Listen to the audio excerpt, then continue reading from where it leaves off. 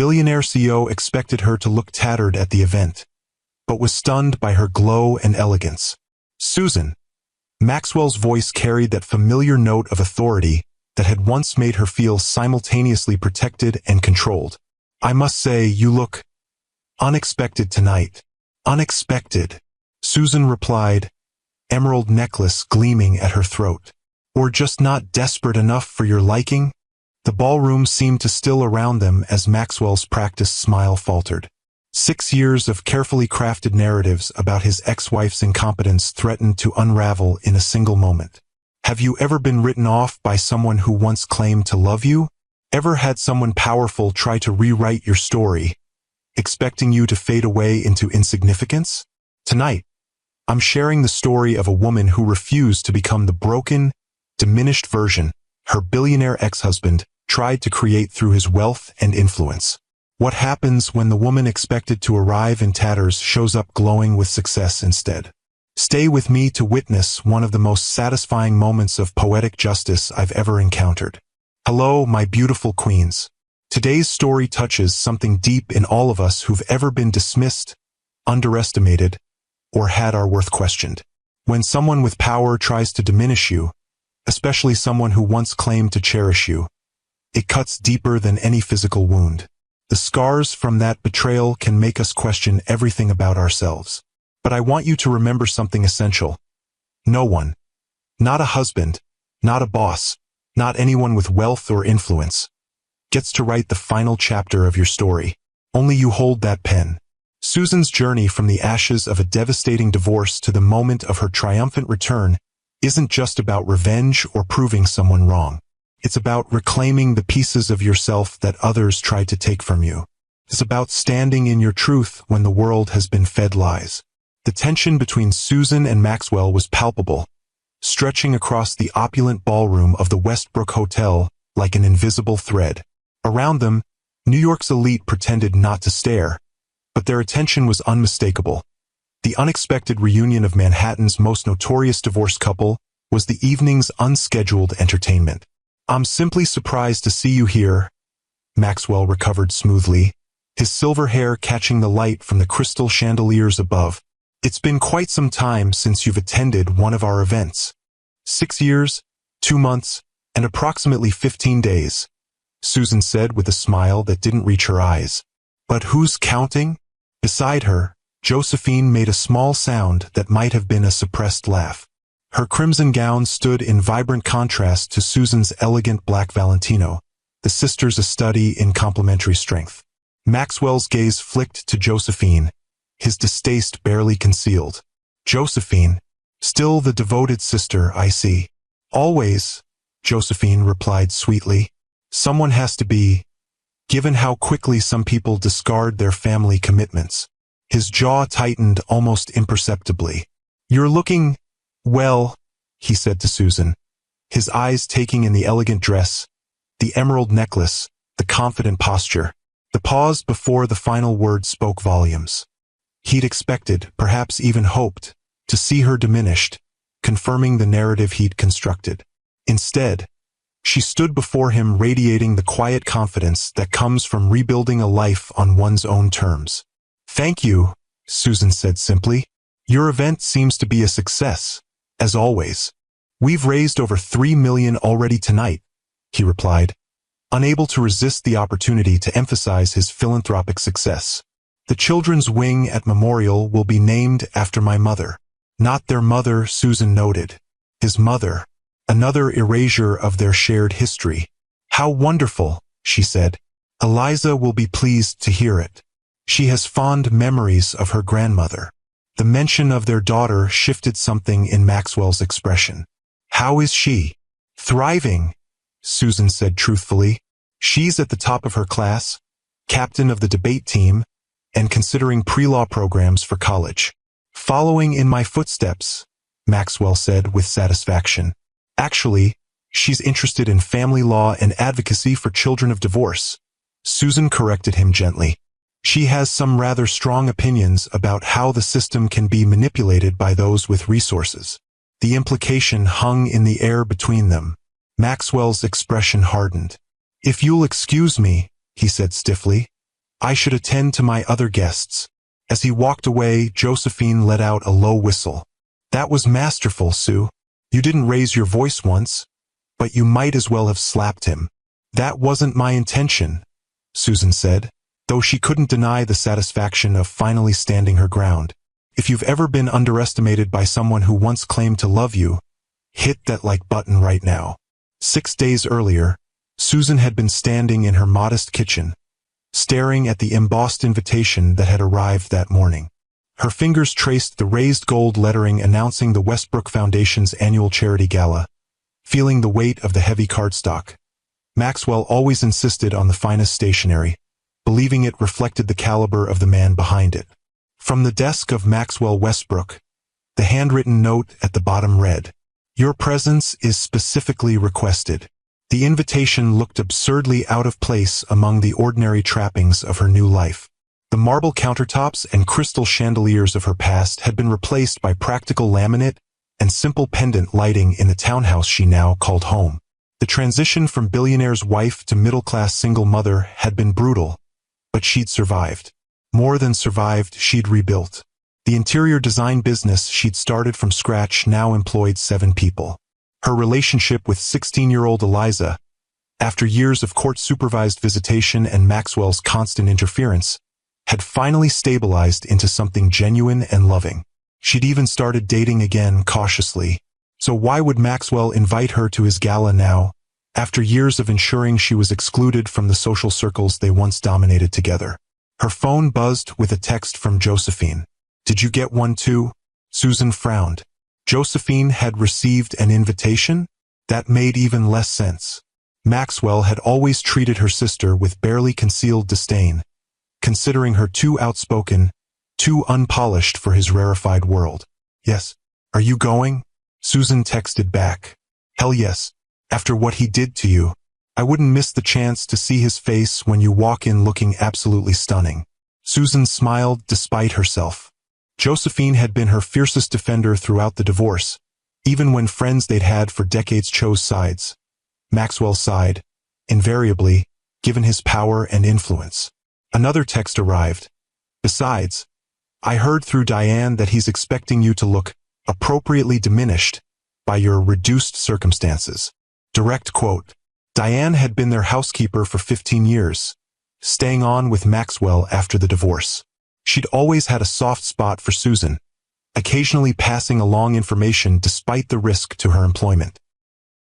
The thought of Maxwell discussing her appearance, expecting her to look shabby or desperate, ignited something in Susan's chest, a familiar fire she hadn't felt in years.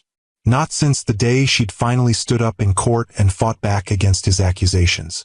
"Mom!" Eliza's voice came from the hallway. "What's that?" Susan turned to see her daughter eyeing the invitation, her dark hair, so like Maxwell's, pulled back in a casual ponytail, her keen eyes, so like Susan's own, missing nothing.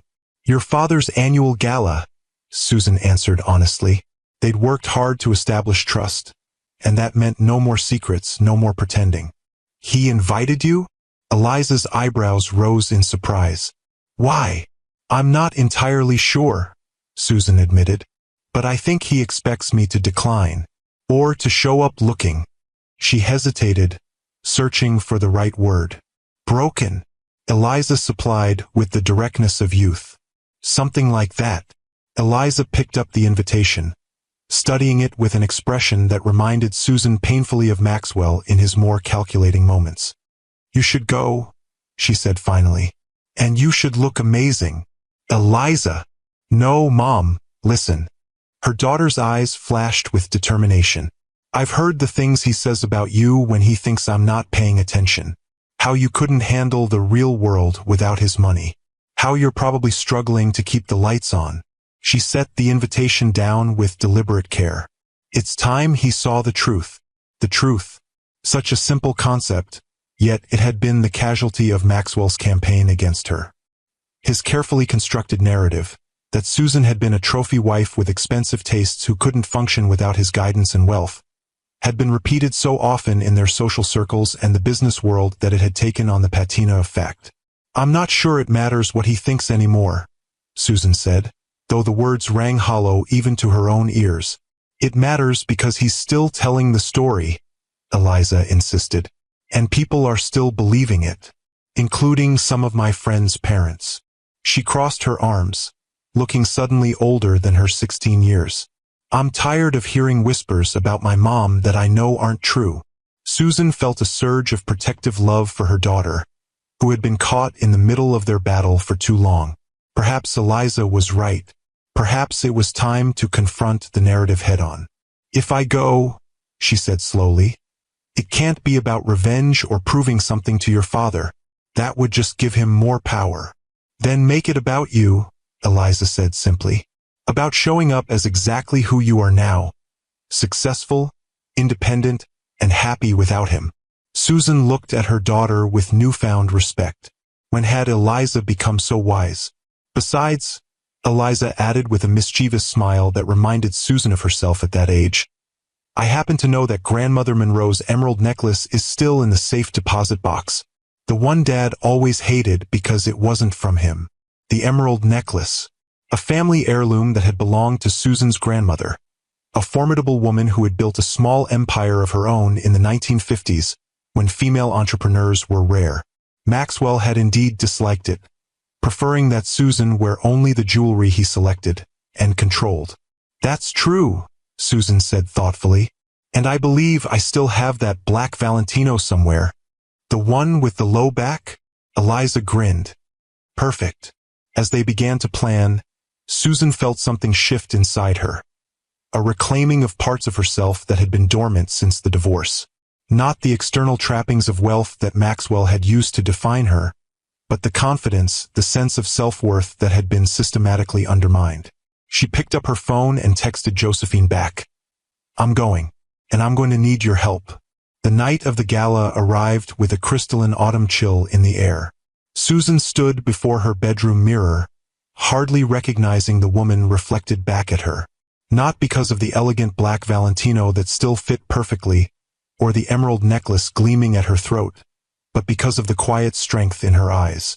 The last time she'd attended the Westbrook Gala, she'd been Maxwell's wife, carefully curated to reflect his taste and status. Tonight, she was entirely herself. You look incredible, Mom, Eliza said from the doorway, her expression a mixture of pride and something else, a fierce protectiveness that touched Susan deeply. Thank you, sweetheart. Susan turned from the mirror. Are you sure you're okay staying with Aunt Jo's kids tonight? Positive. Besides, someone needs to keep those little monsters in line.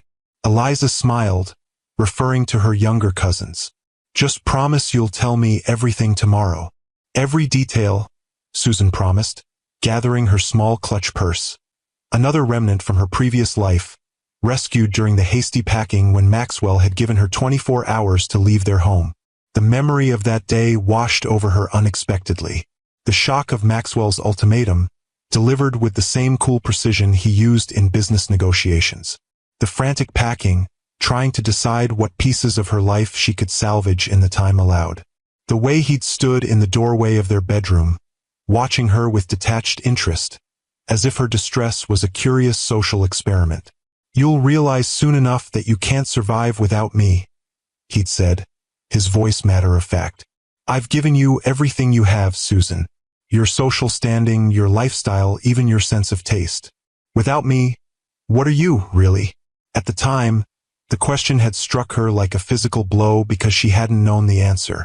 After 15 years of gradually surrendering her identity to become the perfect complement to Maxwell Westbrook, she'd lost sight of who Susan Monroe had been before him. The doorbell rang, jolting her back to the present. Josephine had arrived, resplendent in a crimson gown that showcased her curves and vibrant personality. Well, don't you look like $1,000,000, Josephine said, embracing her sister. Or should I say $1 billion? Maxwell is going to swallow his tongue. That's not why I'm going, Susan reminded her, though she couldn't suppress a small smile. Of course not, Josephine agreed, not sounding convinced in the slightest. We're going to support the Children's Hospital. The fact that your ex-husband will be there, expecting you to look like a charity case, is completely irrelevant. Eliza laughed. I like the way Aunt Jo thinks. That's because you're both troublemakers? Susan said fondly, kissing her daughter goodbye. Don't wait up too late. As they settled into the hired car, another concession to the evening, as Susan typically used public transportation or her modest sedan, Josephine turned to her with a more serious expression. Are you ready for this? Really ready? Because once we walk through those doors, every eye in the place will be on you. Susan took a deep breath. I think I am. It's been 6 years, Joe. 6 years of rebuilding while he did everything possible to make it harder. I'm not the same person he discarded. No, Josephine agreed, squeezing her hand. You're stronger, but that doesn't mean tonight will be easy. The car pulled up to the gleaming facade of the Westbrook Hotel, Maxwell's flagship property and the crown jewel of his hospitality empire. Red carpet stretched from the curb to the entrance, lined with photographers capturing the arrival of New York's elite. Susan felt a momentary flutter of panic. She hadn't considered the media presence. Of course there would be photographers. Maxwell never missed an opportunity for publicity. Second thoughts? Josephine asked, noting her hesitation. No, Susan said firmly. Just adjusting my expectations. As they stepped onto the red carpet, a few heads turned. Then more. Whispers rippled through the crowd as recognition dawned. Susan Westbrook. No, Monroe now she'd reclaimed her maiden name had returned. Cameras flashed. Susan held her head high, channeling the poise that had once been as natural as breathing. She heard her name being called by photographers who remembered her from before, their tones surprised but not unkind. Inside the grand ballroom, the murmurs grew louder. The space was exactly as Susan remembered, crystal chandeliers casting prismatic light over marble floors, floral arrangements towering from every table, the Westbrook signature orchids prominently featured. There he is, Josephine murmured, nodding toward the far side of the room. Maxwell Westbrook stood in a circle of admirers, impeccable in his tuxedo, silver hair perfectly styled, his commanding presence unchanged by the years. Unlike Susan, he had chosen not to remarry after their divorce, focusing instead on expanding his empire and, if rumors were to be believed, enjoying the company of a rotating cast of much younger women. As if sensing her gaze, Maxwell looked up. The moment their eyes met across the crowded room, Susan saw it, the flash of shock, quickly masked, as he registered her appearance. Not the diminished, struggling ex-wife he'd expected, but a woman who had not only survived his attempts to destroy her, but had emerged more radiant than before. Mission accomplished, Josephine whispered with satisfaction. Now let's get a drink before he comes over here. But it was too late. Maxwell was already making his way toward them, his expression now carefully composed into a mask of polite surprise. Now, as Maxwell retreated across the ballroom, Susan allowed herself a moment to breathe. The confrontation had been brief but intense, like the concentrated essence of their entire relationship. His assumption of control, her quiet resistance, the subtle power struggle beneath polite words. Maybe not consciously, Josephine replied, guiding her toward the bar. But somewhere deep down, you've been waiting 6 years to show him exactly who you've become without him. Perhaps her sister was right. As they moved through the ballroom, Susan became aware of the glances, the whispers, the reassessment happening in real time. For years, these same people had accepted Maxwell's version of events without question. Now they were seeing the evidence of its falsehood with their own eyes. At the bar, they encountered Diane, Maxwell's longtime housekeeper, who was taking a rare break from her duties. Ms. Monroe, she said warmly, using Susan's maiden name with pointed respect. It's wonderful to see you. You too, Diane, Susan replied, genuinely pleased. How have you been? Well enough, Diane said, lowering her voice. Though the house hasn't been the same since you left. Miss Eliza's visits are the only bright spots these days. I'm sure Maxwell keeps things interesting, Josephine interjected with barely disguised curiosity. Diane's expression remained professionally neutral, but her eyes spoke volumes. Mr. Westbrook has been focused on his work. The house feels empty most of the time. Some men don't know what they have until it's gone, Josephine murmured into her champagne. Josephine, Susan admonished, though she couldn't help wondering if Maxwell ever regretted the scorched earth approach he'd taken to their divorce. I should get back to work, Diane said, glancing over her shoulder. But Ms. Monroe, I wanted to tell you, many of us who worked for the family have followed your business in the design magazines. That hotel renovation in Chicago was spectacular. Susan felt a rush of genuine pleasure at the compliment. The Chicago project had been a turning point for her firm, establishing her reputation beyond the shadow of being Maxwell Westbrook's ex-wife. Thank you, Diane. That means a lot. As Diane slipped away, Susan's mind drifted back to the early days of her marriage, when her design talents had been one of the things Maxwell had most admired about her. Or so she'd thought. They'd met at a gallery opening in Soho, Susan fresh out of design school and working for a small but respected firm, Maxwell already a rising star in real estate development. He'd been drawn to her passionate analysis of the gallery's spatial flow, listening with genuine interest as she explained how the architect had manipulated light and shadow to enhance the artwork. You see things others don't, he'd told her that night, his amber eyes warm with admiration. I could use someone with your vision. Within 6 months, she was working as a design consultant for his first boutique hotel. Within a year, they were engaged. The whirlwind romance had seemed like a fairy tale.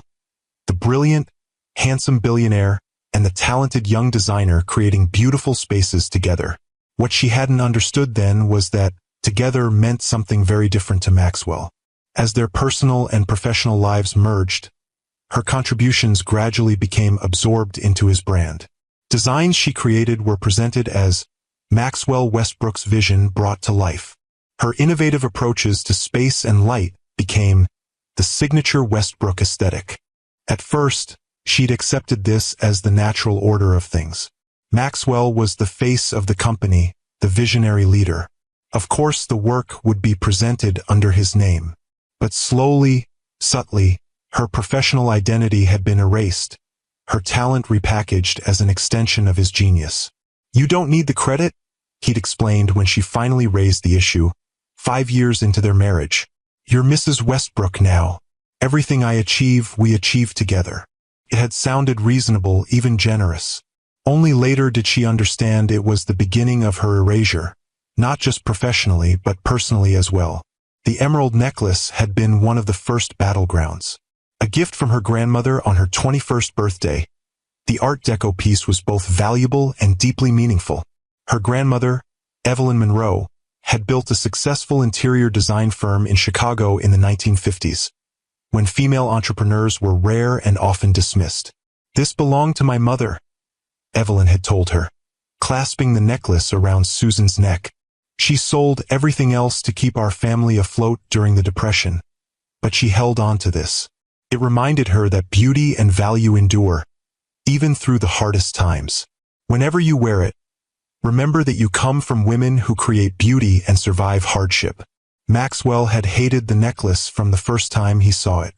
Not because it wasn't beautiful, even he acknowledged its exceptional craftsmanship, but because it represented a part of Susan he couldn't claim or control. It doesn't suit you, he'd say whenever she wore it.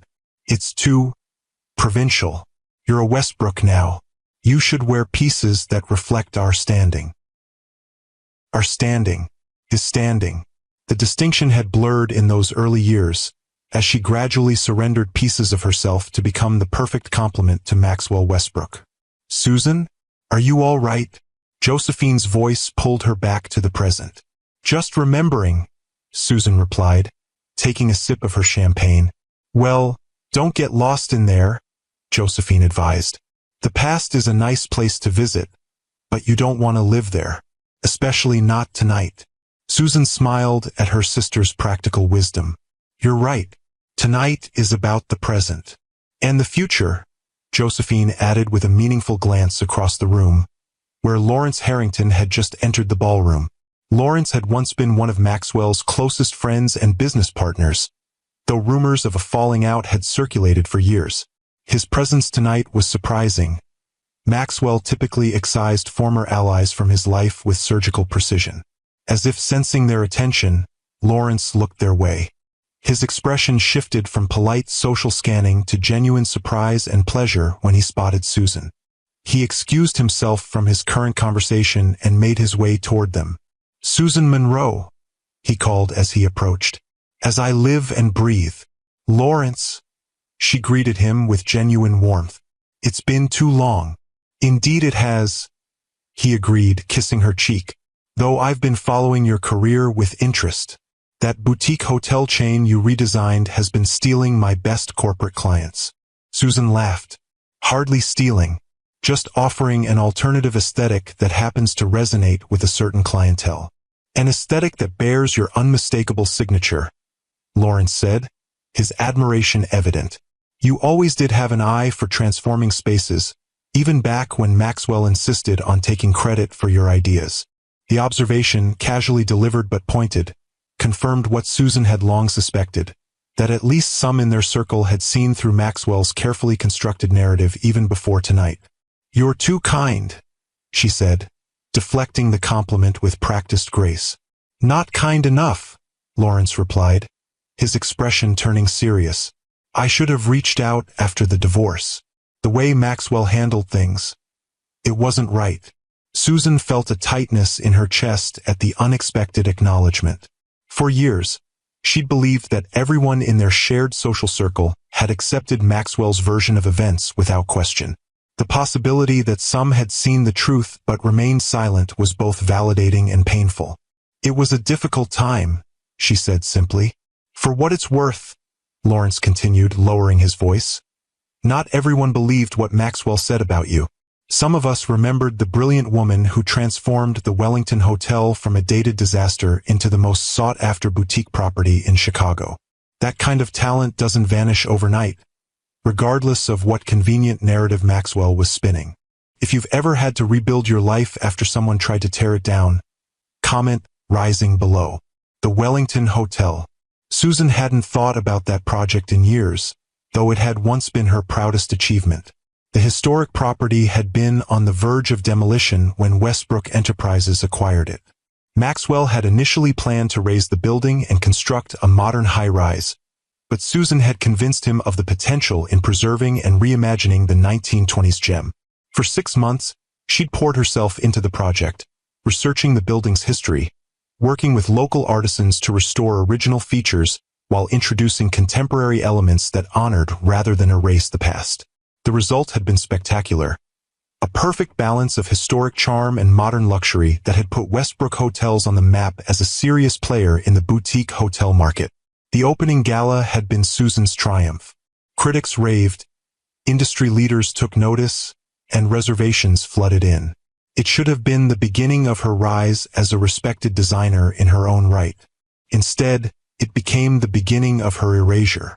"My wife has such a good eye for detail," Maxwell had told reporters that night, his arm around her waist in what appeared to be a loving gesture but felt more like possession.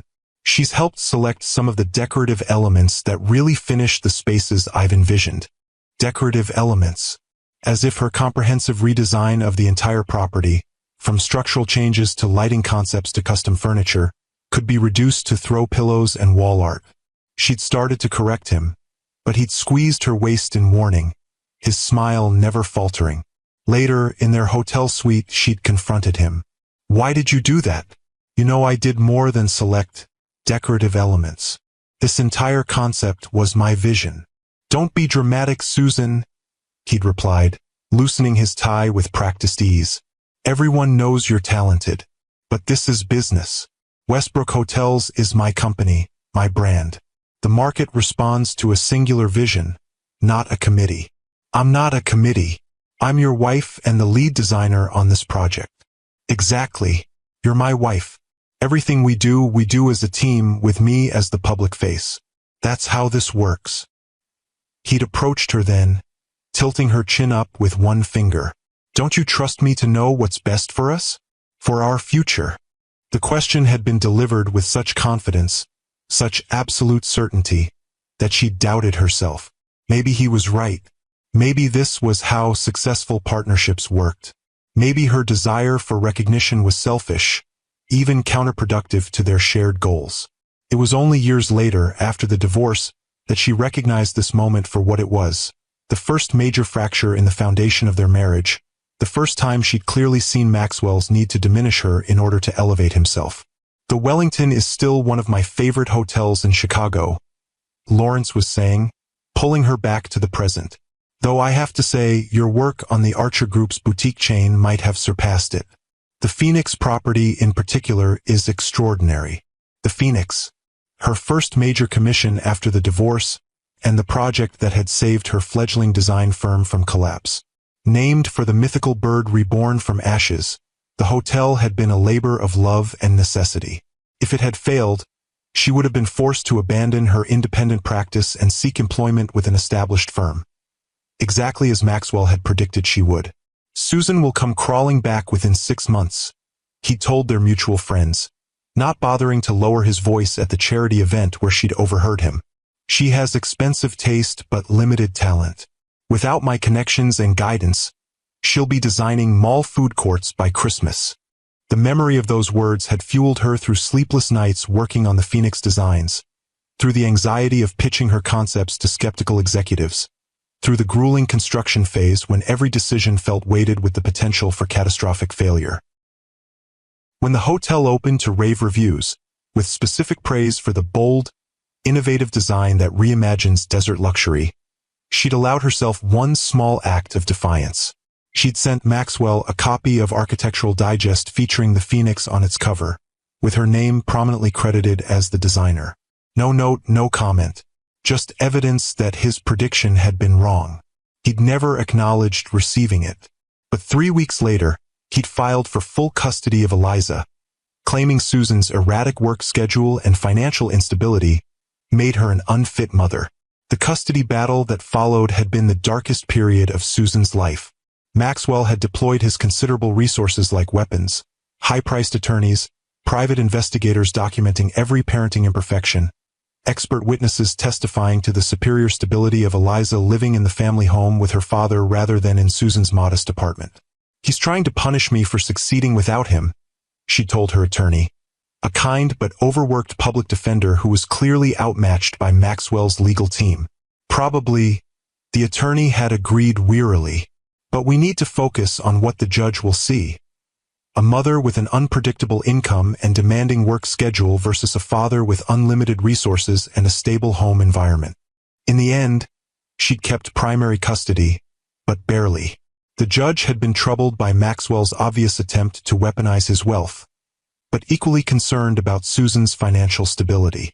The resulting arrangement had been a compromise that satisfied no one. Susan retained primary physical custody, but Maxwell received extensive visitation rights and significant decision-making power over Eliza's education and activities. More painfully, the court had ordered supervised visitation for the first year, based on Maxwell's carefully constructed concerns about Susan's emotional stability following the divorce. The humiliation of having a court-appointed observer present during time with her own daughter had nearly broken her. "Mom isn't unstable," 12-year-old Eliza had declared during one such supervised visit, her young face fierce with indignation.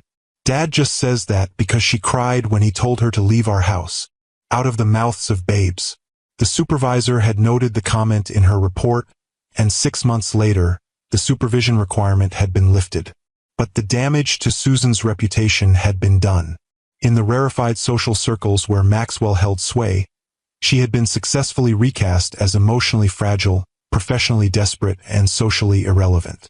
Until tonight. "The Phoenix was a turning point for me," Susan told Lawrence, allowing herself a small smile of pride. "In more ways than one." "I can imagine," he replied, his gaze drifting briefly to where Maxwell stood across the room, now deep in conversation with the mayor but clearly aware of Susan's interaction with his former friend. "Some men can't stand to see a woman succeed without them, especially when they've convinced themselves they were the source of her value." The insight was so accurate that Susan felt momentarily disoriented, as if Lawrence had read her private thoughts. "You seem to understand the situation rather well." "Let's just say I've seen similar dynamics play out before," Lawrence said cryptically. "But enough about the past. Tell me about your current projects. I hear you've expanded beyond hospitality design." As Susan described her firm's recent work on a women's business center in downtown Manhattan, she was aware of a subtle shift in the atmosphere around them. People who had been carefully avoiding her earlier in the evening were now finding reasons to drift closer, to enter her orbit. A former friend made eye contact and offered a tentative smile. A business associate of Maxwell's actually approached to compliment her on the Phoenix design. The narrative was being rewritten in real time, the collective assessment of her worth adjusting upward with each successful interaction, each demonstration that she was not the diminished figure Maxwell had described.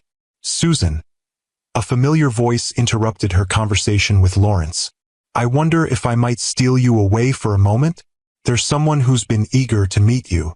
She turned to find Richard Archer, founder of the Archer Group and the client behind the Phoenix Hotel, standing beside a striking woman in her 60s with silver hair and keen eyes. Of course, Susan replied, excusing herself from Lawrence with a promise to continue their conversation later. Susan Monroe, may I present Victoria Chun, CEO of Meridian Properties, Richard said as they moved toward a quieter corner of the ballroom. Victoria, this is the designer I've been telling you about. Victoria Chun. The name was familiar. Meridian was one of the fastest-growing luxury property developers in the country, with a reputation for innovative, sustainable design and a commitment to working with women-owned businesses. Ms. Monroe. Victoria extended her hand with a firm grip. Your reputation precedes you. The Phoenix is one of my favorite spaces in the Southwest, and I was impressed by your work on the Women's Business Center in Manhattan. Thank you, Susan replied, genuinely flattered that someone of Victoria's stature was familiar with her portfolio. The Women's Center was a labor of love. We wanted to create a space that felt both empowering and nurturing. You succeeded, Victoria said with approval, which is why I wanted to meet you tonight. Meridian is developing a new concept, a collection of women-focused luxury hotels designed specifically for female business travelers. Spaces that address the unique needs and preferences of women without resorting to patronizing pink aesthetics or superficial, feminine touches. Susan felt a flutter of excitement. This was exactly the kind of project she dreamed of pursuing, meaningful, innovative, aligned with her values. That sounds fascinating, she said carefully, not wanting to appear too eager despite her growing interest. We're assembling a team of women designers to create the flagship property in Chicago, Victoria continued. Richard speaks very highly of your work, and based on what I've seen, I'd like to invite you to be part of that team, potentially as the lead designer, depending on how our initial conversations go. Susan felt momentarily speechless. Lead designer on a groundbreaking project for Meridian Properties? The opportunity was beyond anything she'd dared hope for tonight. She was acutely aware of Maxwell watching from across the room, his expression unreadable as he observed her conversation with Victoria Chun. I'm honored you'd consider me, Susan finally said, finding her voice. The concept sounds revolutionary.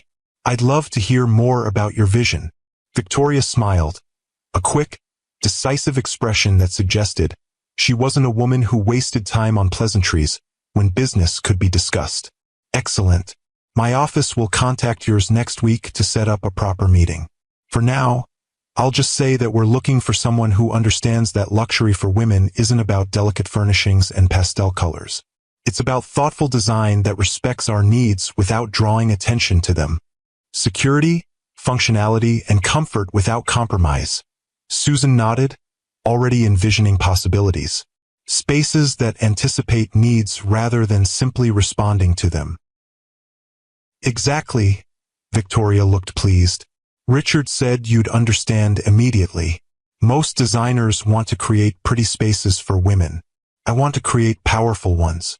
As they continued discussing the project, Susan became aware of a subtle shift in the room's energy.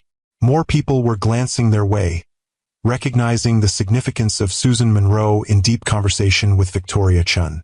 In their world of wealth and influence, such connections were currency, and Susan's stock was visibly rising. Richard excused himself to greet another guest, leaving Susan and Victoria to continue their discussion.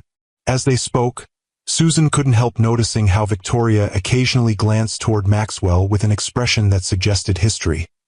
Not romantic, but certainly complex. You're probably wondering about the elephant in the room, Victoria said finally, following Susan's gaze to where Maxwell now stood alone, watching them with barely concealed intensity. I wouldn't presume to ask, Susan replied diplomatically. Maxwell and I have known each other for 30 years, Victoria said matter-of-factly. We were rivals in the Chicago market before he expanded to New York. He outbid me on 3 major properties in the 90s, and I returned the favor in the early 2000s. There's a certain respect between us, though I doubt he'd use that word. Susan nodded, understanding the complex dynamics of business relationships in their world. And yet you're here at his gala. Business is business, Victoria shrugged elegantly. Besides, I make a point of supporting children's healthcare initiatives, regardless of who's hosting the event. She paused, studying Susan with those keen eyes.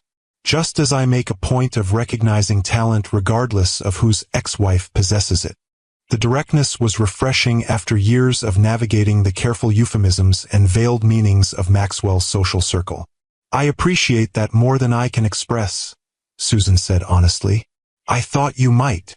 Victoria glanced at her watch. I should circulate. But before I go, she lowered her voice slightly, I want you to know that not everyone accepted Maxwell's version of events after your divorce. Some of us have been watching your career with interest, waiting to see what you do once you were free of his influence. The validation from such a respected figure in their industry brought unexpected tears to Susan's eyes, which she quickly blinked away. Thank you for telling me that. Victoria nodded once, decisively. My office will be in touch next week. And Susan, wear that emerald necklace to our meeting. It suits you perfectly. As Victoria moved away to join another conversation, Susan touched the emerald at her throat, the weight of it suddenly more meaningful. Her grandmother's words echoed in her memory. Whenever you wear it, remember that you come from women who create beauty and survive hardship. Tag a sister who helped you through your darkest times.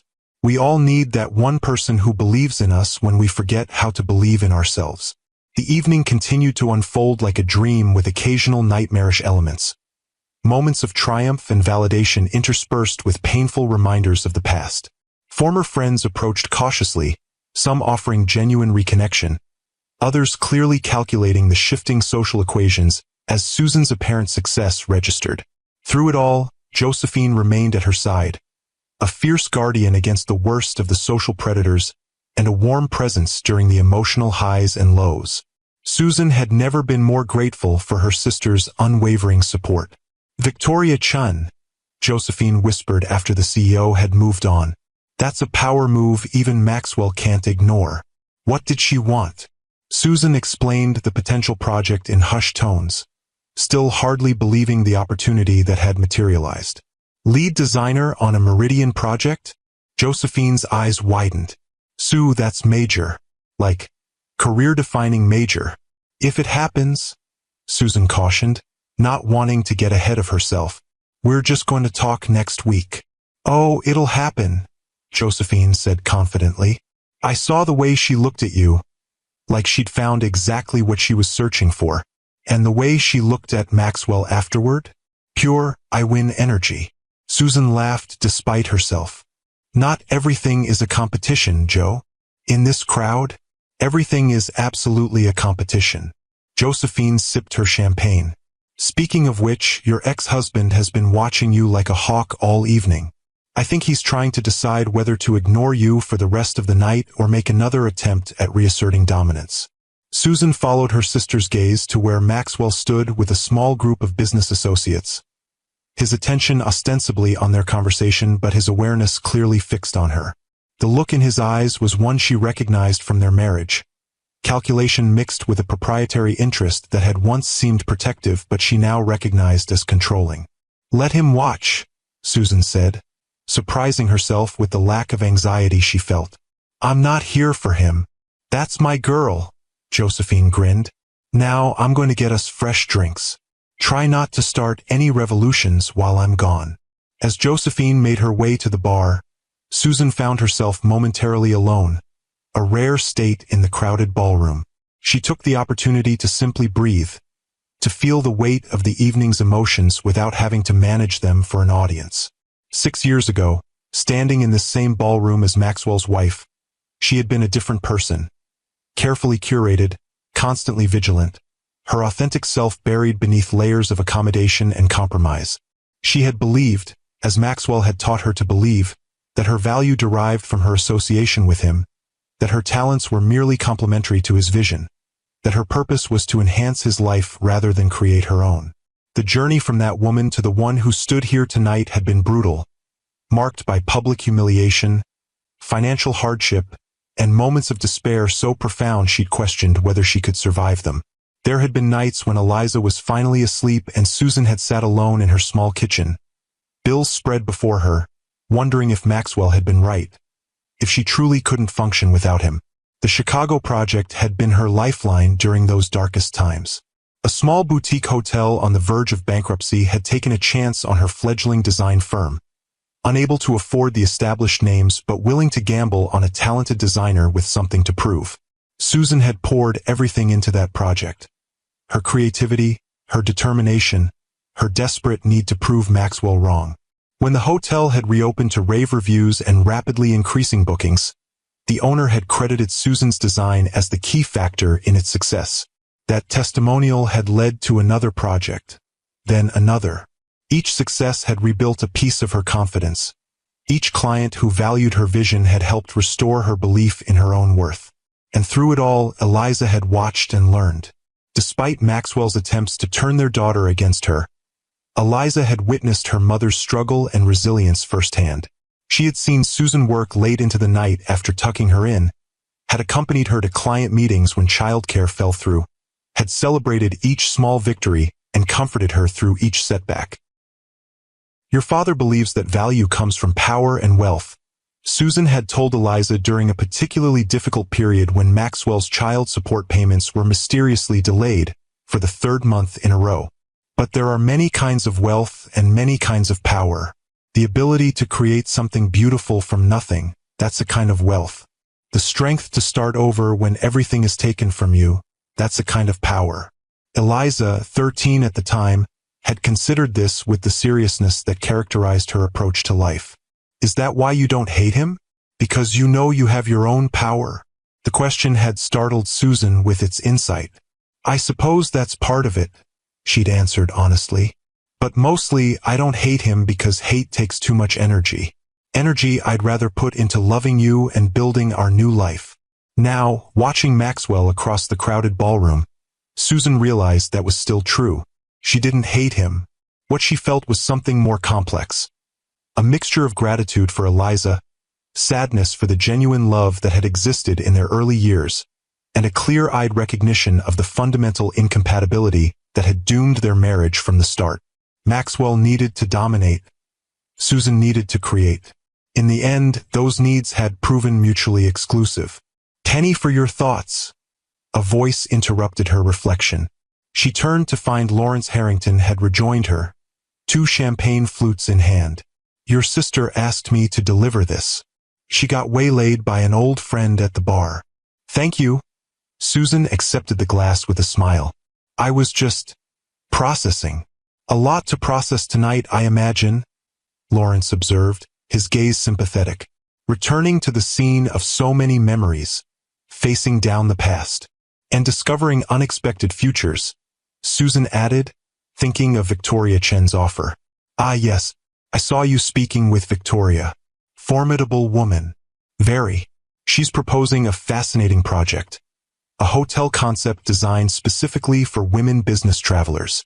Lawrence nodded appreciatively. "That sounds exactly like something Victoria would champion, and exactly the kind of project where your particular talents would shine." "You seem to have a high opinion of my work," Susan observed, curious about his apparent familiarity with her portfolio. "I make it my business to know who's doing interesting things in the industry," Lawrence replied easily. "And to be perfectly honest, I've kept an eye on your career since the divorce. I always thought Maxwell made a catastrophic error in how he handled things, both personally and professionally." "Professionally?" Susan questioned, surprised by this assessment. Absolutely. You were one of his greatest assets, both as a designer and as a partner who balanced his sharper tendencies. The Westbrook brand has suffered without your influence. The newer properties lack the warmth and innovation that characterized the hotels you worked on. It was a perspective Susan hadn't considered, that Maxwell might have damaged his own business in his eagerness to excise her from his life. The thought was oddly comforting, a reminder that their relationship had been one of mutual contribution rather than the one-sided dependency he had tried to establish in its aftermath. "That's kind of you to say," she said, not wanting to appear to take pleasure in any setbacks Maxwell might have experienced, despite the temptation. "Not kind. Accurate." Lawrence's gaze drifted to where Maxwell now stood alone at the edge of the dance floor, watching them with undisguised intensity. "And I believe he knows it, though he'd never admit it. Maxwell has always been his own worst enemy when it comes to pride." Before Susan could respond, the orchestra began playing a familiar waltz, the same one that had played during her first dance with Maxwell at their wedding. The coincidence seemed too pointed to be accidental, and when she glanced at Maxwell, the challenging look in his eyes confirmed her suspicion. He had requested the song deliberately, a power move designed to evoke memories and perhaps vulnerability. Lawrence followed her gaze, understanding dawning in his expression. "Ah, your wedding waltz." "Yes," Susan admitted, feeling a complex surge of emotions. Nostalgia, pain, and a touch of anger at the manipulation. "Well then," Lawrence set down his champagne glass and extended his hand with a slight bow. "May I have this dance? It seems a shame to let a perfectly good waltz go to waste." The invitation was offered with such gentle understanding that Susan found herself accepting before she had fully processed the implications. As Lawrence led her onto the dance floor, she was acutely aware of Maxwell watching, his expression darkening as he realized his attempt to unsettle her had backfired. Lawrence proved to be an excellent dancer, guiding her through the waltz with confident ease. "I hope you don't mind my presumption," he said as they moved across the floor. It seemed the most elegant way to counter whatever game Maxwell is playing. "Not at all," Susan assured him, relaxing into the familiar rhythm. "Though I'm surprised you recognized what was happening." "I've known Maxwell for 30 years, Lawrence reminded her. "I'm well acquainted with his tactics. Music has always been one of his more subtle weapons. He remembers every significant song from every relationship and deploys them strategically." The insight was so accurate that Susan missed a step, quickly recovering as Lawrence adjusted seamlessly. "You really do understand him." "Understanding Maxwell was once essential to my survival, both in business and socially," Lawrence admitted. "We were partners for nearly a decade before circumstances revealed incompatibilities in our approaches." There was a story there, Susan sensed, but before she could inquire further, she became aware of a shift in the atmosphere around them. Other dancers were glancing their way, then toward the edge of the floor where Maxwell stood watching. The waltz was drawing to a close, and as the final notes sounded, Lawrence executed a perfect turn that positioned them directly in Maxwell's line of sight. "Thank you for the dance," Susan said as they separated, genuinely grateful for his understanding and support. "The pleasure was mine," Lawrence replied with a warm smile. "And if I'm not mistaken, you're about to have an opportunity to demonstrate just how completely you've moved beyond the past." Before Susan could ask what he meant, she sensed a presence behind her and turned to find Maxwell standing there, his expression a careful mask of social politeness that didn't quite conceal the tension beneath. "Susan," he said, his voice carrying that note of authority she had once found so compelling. "I wonder if I might have a word, in private." The request, or rather, the command thinly disguised as a request, hung between them. 6 years ago, she would have acquiesced automatically, conditioned to respond to that tone with immediate compliance. Even a year ago, she might have agreed out of lingering habit or a desire to avoid conflict. But tonight, standing in the emerald necklace her grandmother had given her, fresh from a conversation with Victoria Chan about a potentially career-defining opportunity, Susan felt no compulsion to accommodate Maxwell's desires. "I'm afraid that won't be possible," she replied, her voice calm but firm. I'm enjoying the evening as it is. If you have something to discuss, we can speak right here. Something flickered in Maxwell's eyes. Surprise, perhaps, or irritation at being denied. He glanced at Lawrence, who had remained nearby, then back to Susan. Very well. I wanted to discuss Eliza's winter break plans. I was thinking of taking her to the chalet in Aspen for Christmas. The request was reasonable on its surface. They had joint custody during school holidays, but Susan recognized the underlying strategy. By raising a co-parenting issue in this public setting, Maxwell was attempting to reestablish their connection on his terms, to remind everyone watching that they remained linked through their daughter, regardless of Susan's apparent independence. Eliza and I have already discussed her winter break, Susan replied evenly. She's expressed a strong preference for our usual arrangement. Christmas Eve and morning with me, the remainder of the break with you. She's particularly looking forward to the college tour you promised. Maxwell's jaw tightened almost imperceptibly. Clearly, he hadn't expected Susan to be so well informed about his plans with their daughter. I see. Well, plans can always be adjusted. The chalet would be available for both of you, of course, if you'd like to join us for part of the holiday. The invitation, delivered with calculated casualness, was another maneuver, an attempt to position himself as the magnanimous ex-husband extending an olive branch. Susan recognized it for what it was. Not a genuine desire for her company, but a public demonstration of his continued influence over her life. That's very generous, she said, matching his tone of casual politeness. But I've already committed to a project in Chicago that will keep me busy through the holidays. Eliza understands. In fact, she's quite proud of the opportunity. Chicago. Maxwell's interest sharpened visibly. What project? Susan smiled, allowing herself a small moment of satisfaction. I'm not at liberty to discuss the details yet, but I'm sure you'll hear about it once it's announced. The deliberate echo of the corporate discretion Maxwell had always insisted upon, the countless times he had used, "I'm not at liberty to discuss" to shut down her questions about his business dealings, was not lost on him. His expression tightened further, the mask of polite interest slipping to reveal a flash of genuine annoyance. I see, he said again, though clearly he didn't, not fully. Well, I wouldn't want to keep you from your networking. He glanced meaningfully toward Lawrence, the implication clear in his tone.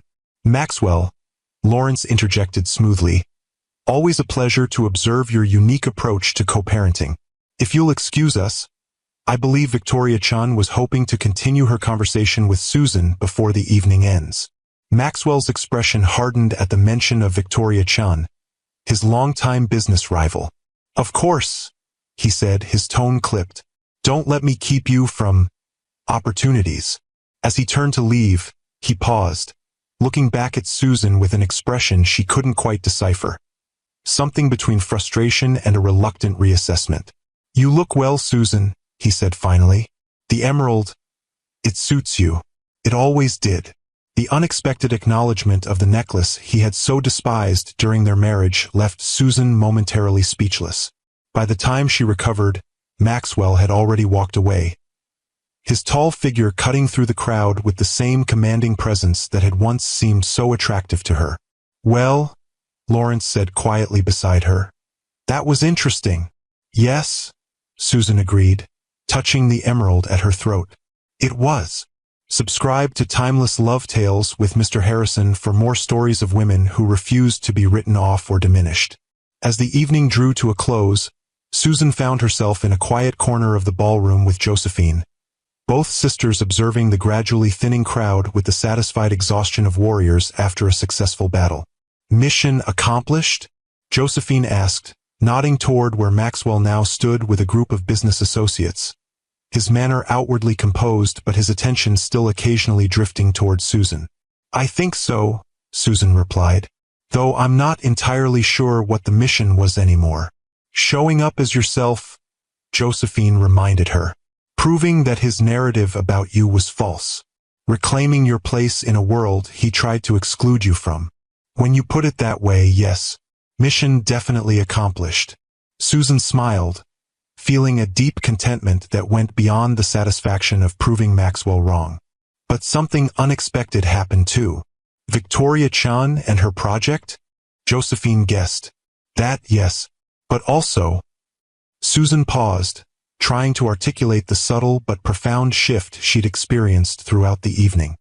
I realized I don't need this world anymore. I don't need their validation or acceptance. I came tonight thinking I had something to prove, but the truth is, I've already proven it, to myself, to Eliza, to the people who truly matter. Josephine studied her sister's face, her expression softening. That's the real victory, isn't it? Not just surviving what he did to you, but discovering you're happier with the life you built than the one he took away. Exactly. Susan's gaze drifted around the opulent ballroom, seeing it now with different eyes. The crystal chandeliers, the marble floors, the carefully curated luxury that had once seemed the pinnacle of success now felt somehow hollow compared to the authentic life she created. Her small but growing business, her cozy townhouse filled with objects chosen for love rather than status, her genuine relationships uncomplicated by wealth and power dynamics. Ready to go home? Josephine asked, sensing her sister's shift in mood. More than ready, Susan confirmed. As they collected their wraps from the coat check, Susan became aware of Diane hovering nearby, clearly wanting to speak but hesitant to approach directly. When their eyes met, the housekeeper moved closer, her voice low. Ms. Monroe, I just wanted to say, it was wonderful to see you tonight. Truly wonderful. Thank you, Diane, Susan replied warmly. It was good to see you too. Diane glanced over her shoulder, ensuring no one was within earshot, then continued in a rush. He's not the same since you left, you know. The house is like a museum now. Perfect but empty. He works all the time, barely sleeps. Miss Eliza says he's different when she visits, tries to be present, but as soon as she leaves, she shook her head slightly. I shouldn't be telling you this. It's all right, Susan assured her, touched by the woman's concern despite the complicated emotions it stirred. I hope he finds happiness, I really do. Just not at my expense anymore.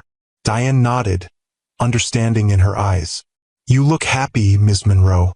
It suits you even better than that beautiful necklace. With those words, she slipped away, returning to her duties before her absence could be noticed. Susan watched her go, feeling a complex mixture of emotions. Compassion for the emptiness Diane described, gratitude for her own hard-won contentment, and a final release of the lingering guilt she'd carried about the failure of her marriage. Outside, the autumn night had grown colder, the city lights glittering against the dark sky. As they waited for their car, Josephine looped her arm through Susan's. So, Chicago for Christmas? She asked, referencing the project Susan had mentioned to Maxwell. Is that really happening? It might be, Susan admitted. Victoria seemed serious about moving quickly if our meeting goes well. The flagship hotel would be in Chicago, and the initial design phase would need to happen over the winter. Eliza will understand, Josephine assured her. That girl is your biggest fan, you know. She tells everyone about her mom, the badass designer who rebuilt her life from scratch. Susan laughed, warmth spreading through her chest at the thought of her daughter's fierce pride. She's exaggerating a bit. I had help. I had you. Damn right you did, Josephine agreed with a grin. Someone had to remind you how amazing you were when you forgot. Their car arrived, and as they settled into the back seat, Susan took one last look at the gleaming facade of the Westbrook Hotel.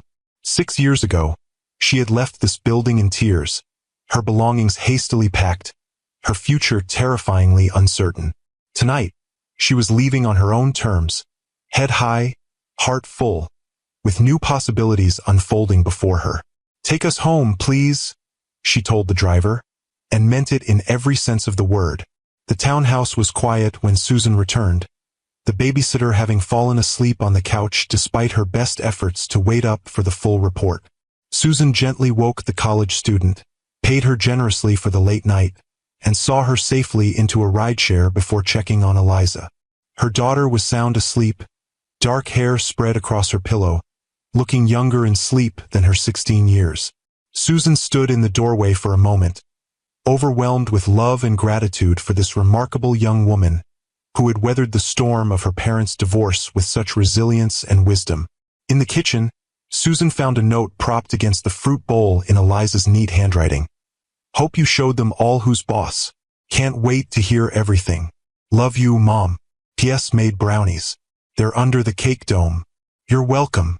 Susan smiled, lifting the dome to find a plate of slightly lopsided but undoubtedly delicious brownies. She took one and sat at the small kitchen table, finally allowing the events of the evening to settle fully in her mind. The confrontation with Maxwell, the unexpected support from Lawrence, Victoria Chen's exciting proposal, the subtle but unmistakable shift in how she was perceived by the social world she had once been exiled from. All of it felt significant, yet somehow less important than she had anticipated. What mattered most was not the external validation but the internal certainty she now possessed, the unshakable knowledge of her own worth that no one, not even Maxwell Westbrook with all his wealth and influence, could ever again diminish. Her phone buzzed with a text from Josephine. Home safe. You were magnificent tonight. Sleep well, warrior queen. Susan smiled, typing back, you too. Love you. Breakfast tomorrow? The reply came immediately. Absolutely. Your place. I'll bring bagels, you provide details. Setting her phone aside, Susan finished her brownie and made her way to her bedroom. As she carefully removed the emerald necklace, placing it in its velvet box, she thought of her grandmother's words again. Whenever you wear it, remember that you come from women who create beauty and survive hardship. She had done both. Created beauty in her designs, in her home, in the relationship she'd rebuilt with her daughter. Survived the hardship of having her life dismantled, her worth questioned, her abilities dismissed. Not just survived, but thrived. 1 year later, Susan stood in the soaring lobby of the Athena, Meridian Properties flagship, women-focused luxury hotel in downtown Chicago. Snow fell gently outside the floor-to-ceiling windows, the white flakes creating a magical backdrop for the hotel's grand opening celebration. The space around her was her most ambitious design yet, a perfect balance of strength and warmth, with innovative features specifically created for women travelers without a single patronizing pink accent or diminutive feminine touch. Instead, the design spoke of confidence, sophistication, and thoughtful attention to both security and comfort. It's magnificent, Susan, Victoria Chen said, appearing beside her with 2 glasses of champagne. Everything I hoped for and more. The advance bookings have exceeded our projections by 30%. I'm so glad. Susan accepted the champagne with a smile.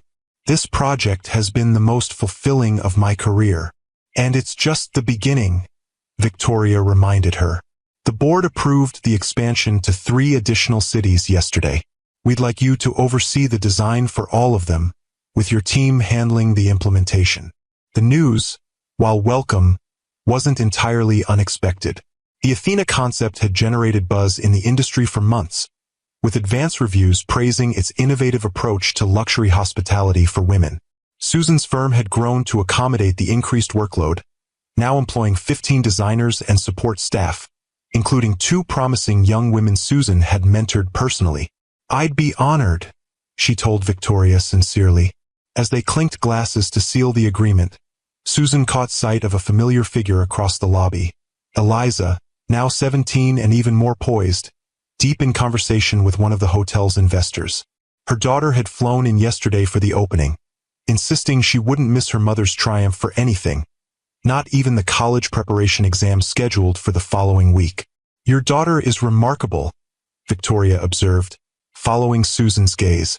She was explaining the concept of spatial empowerment to Senator Williams earlier. The woman was so impressed she asked if Eliza was considering a future in politics. Susan laughed. Don't give her ideas.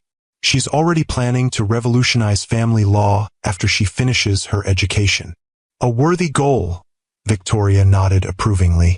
The system could use some revolution. Susan couldn't disagree. Despite the improvements in her co-parenting relationship with Maxwell over the past year, a gradual thawing that had begun, surprisingly, after the night of the gala, She remained acutely aware of how differently her divorce and custody battle might have unfolded without his wealth and influence tipping the scales. Maxwell himself had changed in subtle but significant ways since that night. The scorched earth campaign against her had ceased entirely. Child support payments arrived on time, without the previous administrative delays. He had even, in a moment that still occasionally stunned Susan when she recalled it, apologized for certain aspects of his behavior during and after their divorce. The apology, delivered during a parent-teacher conference they'd both attended for Eliza, had been characteristically Maxwell, limited in scope, careful in phrasing, more acknowledgement than true contrition. But it had been genuine, and Susan had accepted it as such. "Mom!" Eliza was making her way through the crowd now, her expression bright with excitement.